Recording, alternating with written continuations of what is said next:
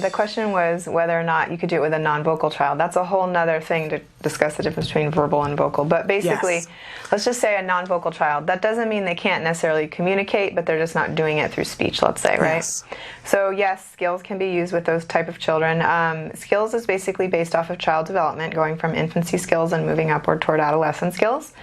And so there's many, many skills in there that are going to be relevant for very young children who aren't even vocal yet anyways. Yeah. So they may need some of those things like motor skills and adaptive skills and so on. But when it comes to other areas like language, where the most typical response would be to use vocal speech, that doesn't mean you can't use skills with them. It just means that you have to modify the lesson a little. So all the lessons are customizable. Mm-hmm. So when you look at a lesson, if you see a response that has a vocal response and you know your child can learn that concept, but they're just not going to say it, then you just plan on using that lesson anyways and just modify it in terms of what the response requirement is of the child to maybe use some sort of device or something like that to It could be signing, it could Yeah. be iconic communication, you Yeah. could be using an iPad. They adapt really well, the lessons. But I've had some people actually ask me, is skills just for Asperger's children or for high-functioning autism? Because I don't see lessons in here that look like they're built for children that are non-vocal. And we say, no, it's not like that at all.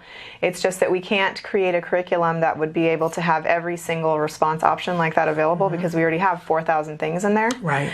So people just have to realize that the child can still engage in that same behavior, but just use a different form of communication than speech. Absolutely. And that's going to be different for every child because Right. they require different things.